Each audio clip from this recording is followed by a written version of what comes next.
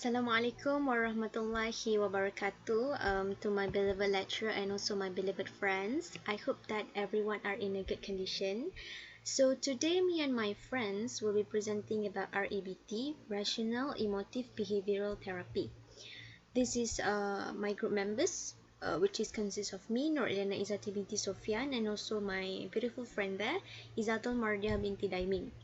So this is the founder of REBT, Dr. Albert Ellis, which was born in 1923 in Pittsburgh, US, and died in 2007 in New York because at the age of 4, he migrated to New York and was raised there. He lived a robust and energetic life, even though he hospitalized 9 times with nephritis. Nephritis is a kind of dysfunctional unit of kidney. At the age of 19, he developed renal glycosuria. Renal glycosuria is a kind of sugar in our urine that leads to the dysfunction of kidney. And at the age of 40, he had diabetes. He married an Australian psychologist named J.B. Joffer in November 2004. He at first is a Freudian, whereby he believes psychoanalysis to be the deepest form of psychotherapy. He practiced psychoanalytically oriented psychotherapy, but then he became disillusioned with the slow progress of his client, and because of that, he developed REBT in 1955. He is a very active person. He works 16 hours a day, seeing many clients for individual therapy, making time every day for professional writing, and giving many talks and also workshops. He developed his approach as a method of dealing with his own problem during his youth. This is because he was very shy with women. So what he do is he forced himself to talk with 100 women within 1 month. And by applying cognitive behavioral method, he managed to conquer some of his irrational belief. His lectures were humorous and flamboyant, I think, because he might think that to capture people is by capturing their thinking. When he practicing a humorous and flamboyant lecture, students are interested to participate in. Okay, REBT is a type of cognitive behavioral therapy that focuses on helping clients change their irrational belief or individual belief system. It focuses on individual major aspects such as cognitive, emotive, and behavioral. Albert Ellis once said, people are disturbed not by things, but by their view of things. Okay, for examples, we have baju kurung. We don't have any problem with that baju kurung, but we view the perception of others toward us when we wear that baju kurung. So we are more scary about the view of that baju kurung. REBT's basic hypothesis is that our emotions stem mainly from our belief, evaluation, interpretation, and reaction to life situation. For example, we have a belief about corruption and we don't like corruption. When we see people are practicing or doing corruption, our emotions become angry, and that is why our belief will affect our emotion. That is meant by this sentence. The goals is to show client whenever unpleasant events occurs in their life, people has choice to change. That means no matter how bad situation you had, you always have opportunity to change it. The second one, it allows client to experience and enjoy involvement, self-actualization, love, and remove negative philosophy. The third one, it minimizes client irrational views to be realistic. This is the key concept of REBT, which the first one, thoughts create feelings. Okay, I will give example on swab test. For example, thoughts. We thought swab test as pain, and it will create a feeling of scared because we think it is pain. The second one, feelings create behavior. When we feel scared, it will create a behavior of being silent for 1 day. From being an active person, we're being a silent because we feel scared. The third one, behavior reinforced thought. Okay, for example, when we see people doing swab tests on news or in Instagram, we will see there's a water come out from eyes, and it will reinforce the thought of, okay, that thing is pretty scary. It's very pain. So that is what mean by the concept of number 3. This is the view of human nature, which is the first one. Human beings are born with a potential for both rational and irrational thinking. As long as you are human, regardless of your position, you will have these two. The next one, REBT attempts to help them accept themselves as creatures who will continue to make mistakes, yet at the same time learn to live more at peace with themselves. That means we are human, we tend to make mistakes, and it's okay to make mistakes. And the most important thing is we are improving ourselves from that mistake. And when we know that it's okay to make mistake, then we will live at peaceful lah. Sebab kita tahu yang itu normal untuk kita buat salah. Jadi sebab itu kita akan hidup dengan lebih tenang. Next one, this is the key of irrational beliefs. The number one, demands. They are the primary irrational belief. It often features phrases such as must, absolute, should, have to, and need. Okay, for example, if we demand to have something, it will be, if I want it, I must get it no matter what happen. For example, kalau kita nakkan dapat A dalam matematik, contoh kan, matematik. Kita nak sangat dapat A. And kalau kita terlampau nak sangat dapat A, what if kalau kita tak dapat A? Dia akan timbulkan satu perasaan yang sangat kecewa. Betul tak? The next one is catastrophizing or awfulishing. View a situation as considerably worse than it actually is. Lead to overreaction and negative mindset. Okay, for example, kita nak go through interview. Semua orang tahu interview tu adalah satu yang scary, yang menakutkan, and it's okay to have anxiety. But when we are putting too much of overreaction and we have too much of negative mindset in ourselves, dia akan jadi satu fikiran yang tak rasional dah, di mana kita akan fikir yang kita tak nak pergi terus, kita nak withdraw daripada participate interview tu. The next one, conditional self, love or life acceptance. For self, self-judging when you are not performing well according to your perception. For example, kita nak A untuk matematik. Bila kita tak dapat A, kita jadi sangat kecewa. Kita judge self kita ni as tak guna, kita ni tak pandai, sebab kita tak capai target yang kita nak, yang kita dah tetapkan. For others, perception and judgment from others. Bila orang lain bagi tahu dekat kita satu benda yang boleh menjatuhkan emosi kita, menjatuhkan keyakinan kita, dan kita ada fikiran yang bukan-bukan untuk apa yang mereka katakan. Next one, life acceptance. Judging entire life as bad and not perfect. For example, bila kita ada sesuatu perkara yang buruk yang berlaku dalam diri kita, dalam hidup kita, kita cakap hidup kita ni tak bermakna dah, hidup kita ni tak ada guna dan sebagainya. And the last one, low frustration ataupun LFT. Inability to tolerate unpleasant feelings or stressful situation. For example, I don't like a rude person. If people are rude to me, I cannot bear it. I cannot stand it. I cannot tolerate with it. Maknanya, kita tak boleh langsung tolerate dengan keadaan yang stressful untuk kita. Okay. The next one, key of rational belief. Kunci kepada fikiran yang rational. Preferences adalah berlawanan dengan demand tadi. Rather than demanding, preferring is much more helpful attitude to have about it. Okay, macam tadi kan.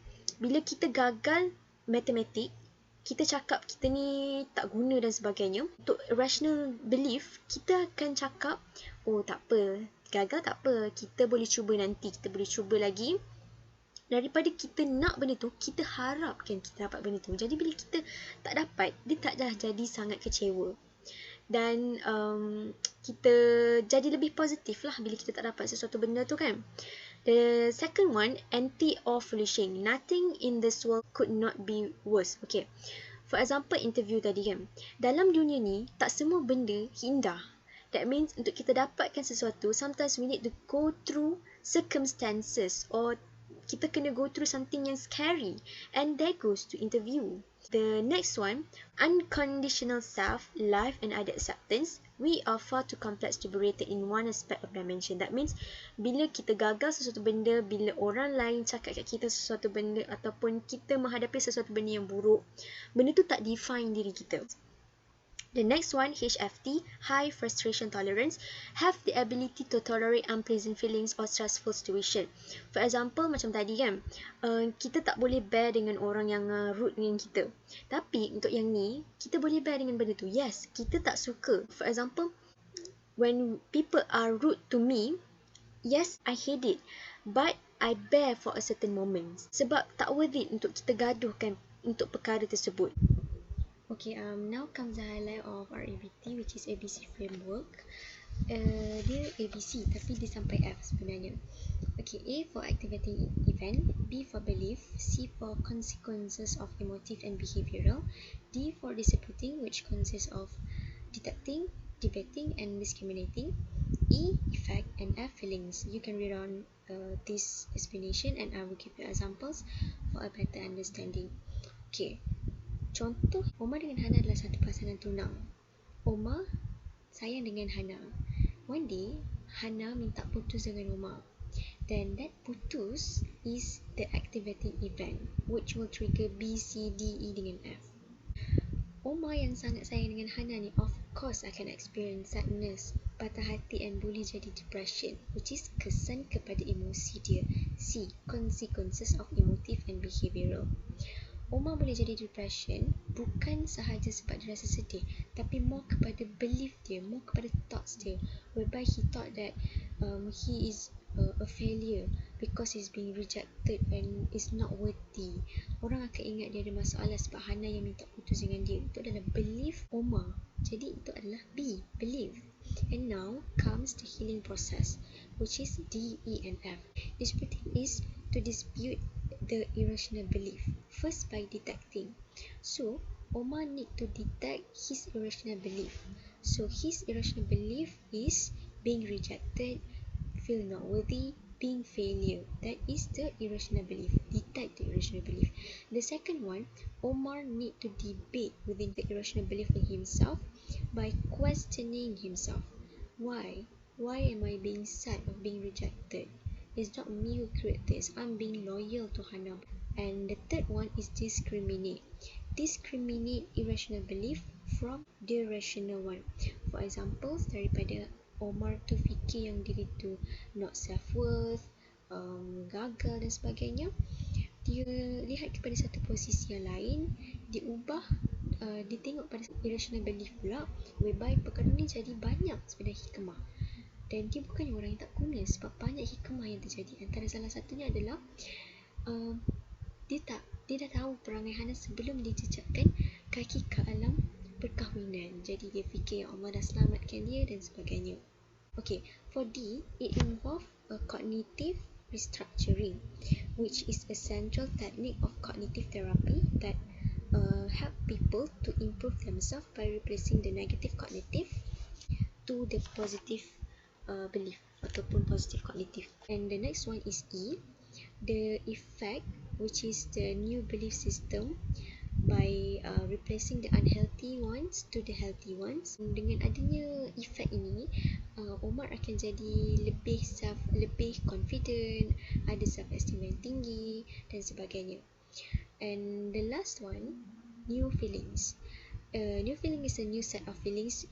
Or for example, instead of Omar being sad, feeling depression and what so on, now dah become happy. So this is the example, the full example of it. You can read to enhance your understanding. This is the therapist's role and client's experience during the therapy. Of course, it involves two ways of process, give and take between therapists and clients, and you can read on it, and I will explain on the technique afterward. And the therapeutic goal is to USA unconditional self-acceptance by acknowledge and accept ourselves unconditionally. And the second one, unconditional other acceptance, UOA, by acknowledging on individuals without placing judgment on them. This is the technique, which is consists of emotive, cognitive restructuring, and behavioral, and I will explain one by one. Okay, for emotive technique, the first one is rational emotive imagery. It is designed to establish new emotional patterns by making the clients imagine themselves the worst thing that could happen, unhealthy and upset feelings, intense experience of feelings, and changing them to healthy and positive feeling. As clients change their feelings about adversities, they will stand a better chance of changing their behavior in the real situation. The next one is role playing. Okay, role playing in the session, klien tu kena change emotion dia tu kepada behavior. For example, klien ada stage fright kan, jadi kaunselor akan suruh clients untuk berlakon seolah-olah dia ada dekat atas pentas and berucap dekat atas pentas, and bila dia berucap dia akan rasa takut. Bila dia takut, kita kena find out which part of irrational belief yang menyebabkan dia stage fright. Kita kena identify as a counselor, and kita tahu what is the main cause of she or he ada anxiety. So dekat situ as a counselor kita boleh ubah perkara tersebut. Clear kan?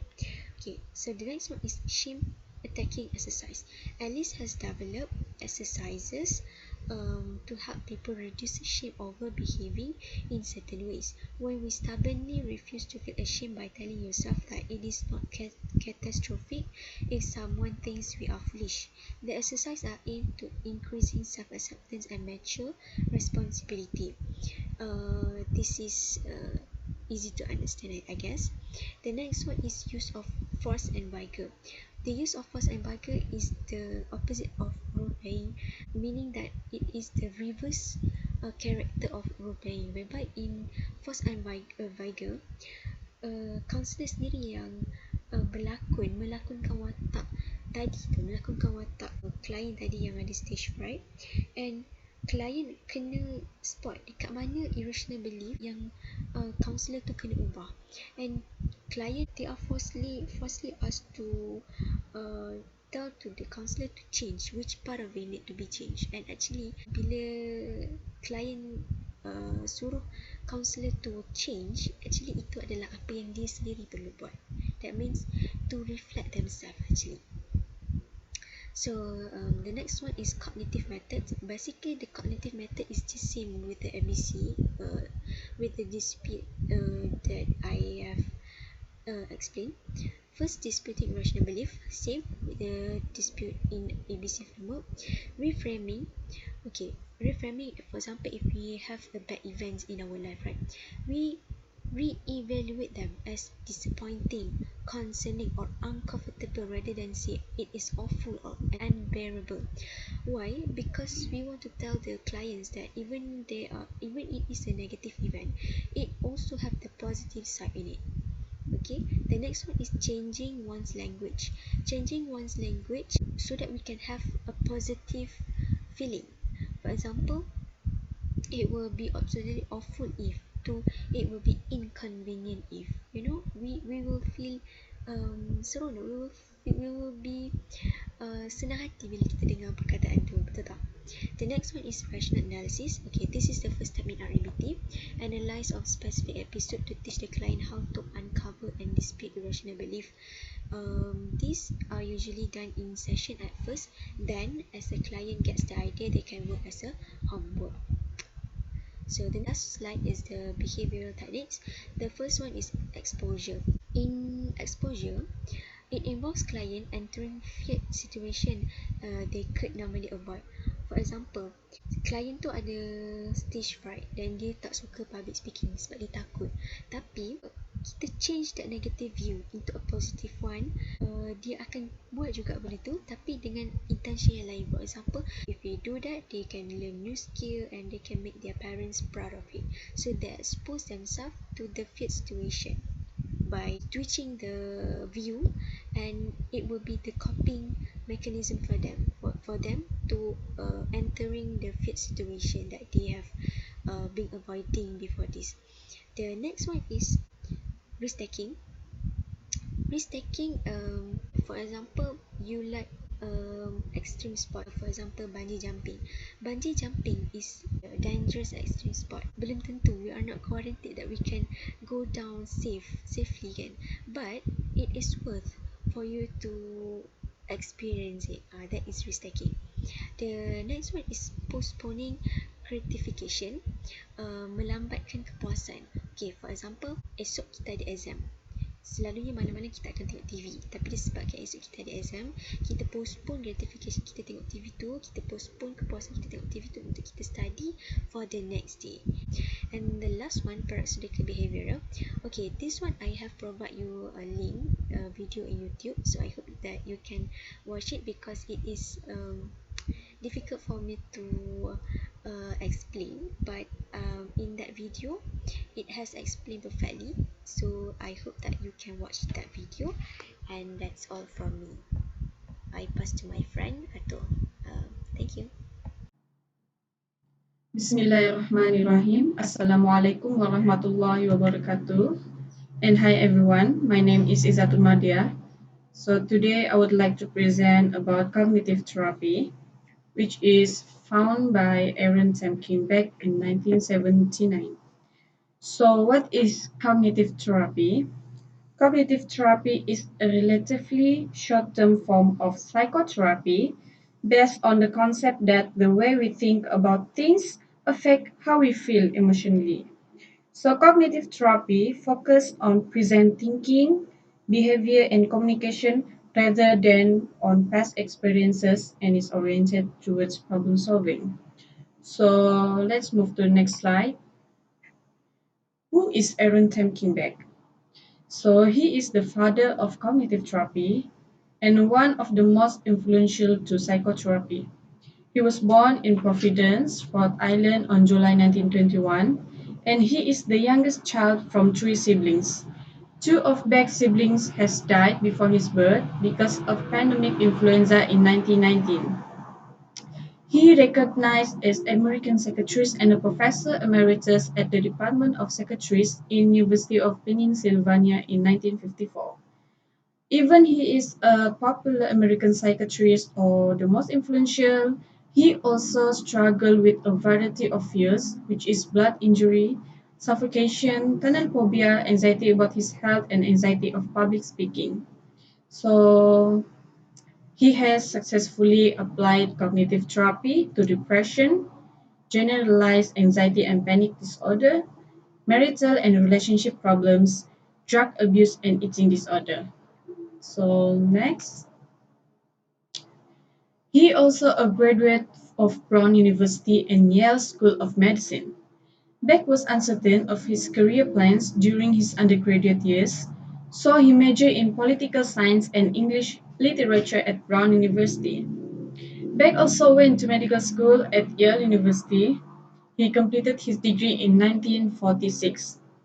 At first, he was not interested in psychiatry at that point in his career. After receiving his medical degree, he served a rotating internship followed by a residency in pathology at Rhode Island Hospital. Beck then decided to specialize in neurology because he was attracted by the degree of precision that the specialty demands of its practitioners. He published 17 books, more than 450 articles and chapters. So next, this is just like jam perjalanan back dapat cognitive therapy itu. So firstly, Beck attempted to validate Freud theory of depression, but his research resulted in his parting company with Freud motivational model and the explanation of depression as self-directed anger. Then, he endured isolation and rejection from many in the psychiatric community for many years. Through his research, Beck developed a cognitive theory of depression. He found the cognitions of depressed persons to be characterized by errors in logic that he called cognitive distortions, which is negative thoughts reflects underlying dysfunctional belief and assumption.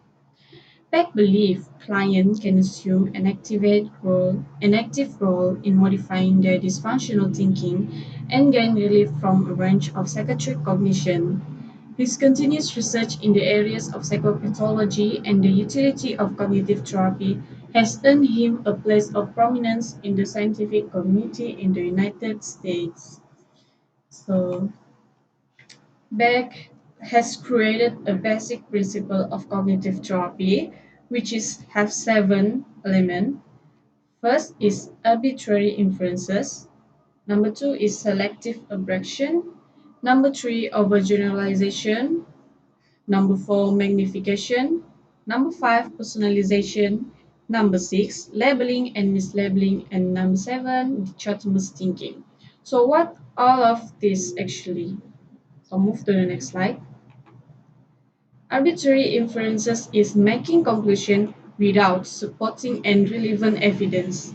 This includes catastrophizing or thinking of the absolute worst scenario and outcomes for most situations. What is selective abstraction? A selective abstraction is forming conclusions based on an isolated detail of an event. How about overgeneralization? It is a process of holding extreme belief on the basis of a single incident and applying them inappropriately to the similar events or settings. Magnification is consists of perceiving a case or situation in a greater or lesser light than it truly deserves. Number five, personalization, which is tendency for individuals to relate external events to themselves, even when there is no basis for making this connection. Number six, labeling and mislabeling. It involves portraying one's identity on the basis of imperfections and mistakes made in the past and allowing them to define one's true identity.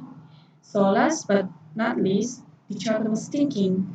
It involves categorizing experiences in either extreme. Next, after we talk about all the cognitive therapy, so what is the differences between REBT and CT? REBT is highly directive, persuasive, and confrontational, while cognitive therapy uses a Socratic dialogue by posing open-ended questions. Alright, so guys, what is Socratic dialogue actually? I found that Socratic has created a method which is defined as a method of guided discovery in which the therapist asks a series of carefully some questions to help define problems, which means there are some carefully questions but aim to define problems. It also assists in the identification of thoughts and beliefs. Then it also examines the meaning of events or assess the ramification of particular thoughts or behavior. So that's the meaning of Socratic method. So cognitive therapists use a Socratic dialogue by posing open-ended questions. CT places more emphasis on helping clients discover and identify their misconception. Next, what is the relationship between the therapist and clients? Firstly, Beck believed that effective therapists are able to combine empathy and sensitivity along with technical competence. To establish a therapeutic alliance with clients, therapists must also have cognitive conceptualization of cases, be creative and active, be able to engage clients through a process of Socratic questioning, which means I explained earlier. Number three is be knowledgeable and skilled in the use of cognitive and behavioral strategies aimed at guiding in significant self-discoveries that will lead to change. So, the relationship between therapist and client. So, I have found from Messi in 2007 state that effective cognitive therapists strive to create warm, empathic relationship with clients while at the same time effectively using cognitive therapy technique that will enable clients to create change in their thinking, feeling, and behaving. So what is cognitive technique? We will discuss it later. So the application on cognitive therapy, there are three, which is treatment of depression, application on family therapy, and applying cognitive technique. The treatment of depression is focused on specific problem areas and the reason clients give for their symptoms. Beck designed a standardized device known as the BDI, Beck Depression Inventory. That's the treatment of depression. Number two is application of family therapy. Family therapy or family counseling is a form of treatment that is designed to address specific issues effective. Just for instance, the problem of the family, the health of the family, and etc. Number three is applying cognitive technique. What is cognitive technique? Cognitive technique is focused on identifying and examining clients' belief, exploring the origin of this belief, and modifying them if the client cannot support this belief. So that's all. I really like this therapy because the clients themselves need to have an effort to avoid misconceptions, and it also help client to change their faulty belief. But what I'm dislike this therapy is because our country still lacks of research and investigation, and this therapy is a structural therapy, and the short-term therapy only apply it when meeting with therapists. So, from Islamic perspective, Allah Subhanahu wa Taala say, those who persevere in seeking their Lord's countenance and are regular in praying, and spend of that which we bestow upon them secretly and openly, and overcome evil with good, theirs will be the gift of the heavenly home from Quran. Allah Subhanahu wa Taala also mentions, except those persevere and do good works, theirs will be forgiveness and a great reward. And the number three, O mankind, indeed has come to you from your Lord, and a healing lesson for disease, which be in the chest and guidance and mercy for the believers from Surah Yunus. So that's all from our group. Thank you for pay attention and jot down some notes. So thank you.